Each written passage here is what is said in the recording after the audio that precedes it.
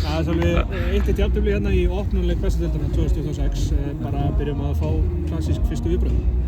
Fyrstu viðbrögðin bara geggjaður leikur, þú veist, stuðningsmennirnir hérna og umgjörðin bara geðveik. Ég hrikalega sáttur með það. Það akkurat sem að ég var að svona vonast til að myndi gera.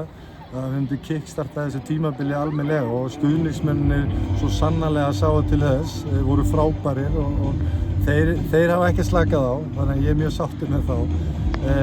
Leikurinn þannig séð, mér fannst við byrja vel, við vorum með fín tök á leiknum og boltinn gekk vel á þess að skapa okkur kannski neitt, en við vissum það á móti 5 manna vörn þarna, þetta er þolinmæðisverk og við þurftum að láta þá aðeins laupa og elta boltann. En síðan fá þeir frekar ódýrt mark, klaufaskapur hjá okkur, hæglega geta komið í veg fyrir það og þá svona hérna, það er eins og við verðum dálítið skelkaðir eftir það og tekur okkur smá tíma að vinna okkur upp úr því að höggja að fá þetta mark á okkur. Mikið tæknifeila og þess áttar, þú veist, í fyrri hálfleiknum en ég er hrikalega sáttur hvernig við komum út í seinni hálfleikinn og hérna sýndum bara alvöru hungur og alvöru ákefð og baráttuvilja til þess að koma okkur inn í leikinn. Vorum öruggar á boltann og vorum svona þorðum að horfa meira fram á við og finna lausnina aðeins hreyfanlegri. Það var svona, við vorum aðeins búin að hrista á okkur skjálftann og klálega bara, þú veist, við áttum skilið sigurinn í dag finnst mér. Fengum fullt af færum hérna í seinni hálfleik til þess að skora fleiri en 1 mark og síðan set ég stórt spurningamerki yfir hendina hérna í lokin. Ég fekk nú að fara upp á skrifstofu hérna áðan og kíkja á þetta og hann er klárlega með hendina úti þannig að það er mjög dýrkeypt að það hef ekki fallið með okkur. Kom það einhver óvart að Blikarnir skyldu stilla upp í þessa 3 eða 5 manna vörn eins og voru það? Við vorum, það má segja, ég hafi verið undirbúinn, við vorum undirbúnir fyrir það. Það voru einhverjar sögursagnir búin að ganga það að þeir myndu gera það. Kom með smá óvart að þeir leikir sem við vorum búin að sjá á þeim í undirbúningstímabilinu hafa ekki spilað 5 manna vörn en þetta er svo sem ekki fyrst skipti sem við spilum móti 5 manna vörn þannig að það er engin afsökun að hafa spilað móti þeim.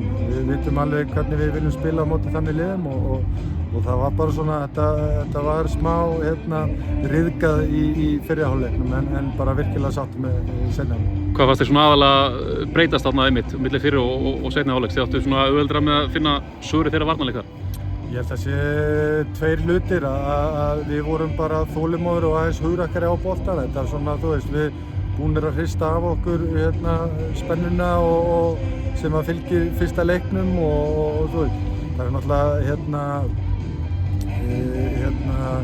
miklar kröfur sem við setjum á sjálf okkur og það eru margir sem eru búin að spá okkur hinu og þessu og væntingarnar miklar þannig að það er kannski líka spilað inn í hvernig við byrjum, við viljum bara standa undir þeim væntingum og síðan er það líka bara þegar við erum þolinmóðir, látum boltann ganga hratt á milli kantana þá Breiðablik var í eltingaleik í leiknum, það sást alveg að þeir voru að elta okkur og þú verður bara þreyttur. Þú getur ekki að halda það út í 90 mínútur og þá byrjar það að slitna og það er þess vegna sem að líka í seinni hálfleik að við fáum að fá meira pláss. Þið sáu að þeir lágu nokkrir með krampa þannig að það er líka bara hluti af því að við vorum, þetta er þolinmæðisverk á móti svona leik.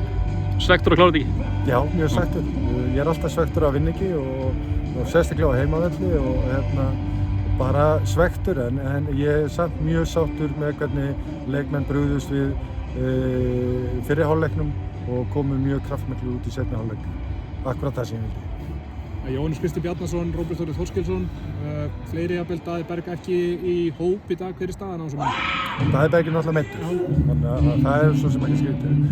Við erum með 4 fyrir utan hóp, það er Aron Elís, það er Ármann Ingi, það er Jóhannes og Róbert.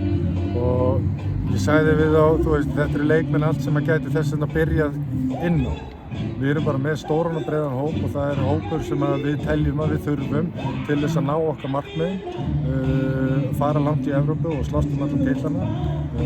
Það hefur reynst erfitt síðustu ár að vinna back to back og þetta er bara leið sem við ætlum að fara núna og það þýðir að við erum með stóran hóp og það þýðir að það munum leikmenn sitja fyrir utan hóps en þetta get ég sagt ykkur, það leiðilegasta við þjálfarajobið að koma þessum skilaboðum áleiðis og að velja þá ekki hópina því að þeir eiga það svo sannarlega ekki skilið að vera fyrir utan hóp en reglunar segja það bara það mega ekki svona margir leikmenn vera og við verðum bara að gera þetta sem lið og það eru 7 leikir núna í maí og við þurfum á þessum hóp að halda þannig að menn verða bara að býta í þetta súra epli og eins og ég segi, enginn af þeim á það skilur. Þeir eru búin að standa sér frábært, það er enginn búin að spila sig út úr hóp eða neitt.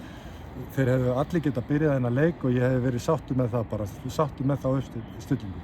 En svona er þetta og hlutinum að breytast og þeir munu fá sín hlutverk. Bara svona örstuðt að því að minnist á Aron Elís, hann orðinn klár í mínútur?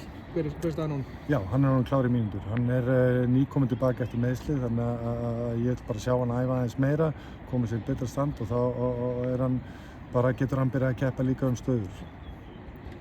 Takk.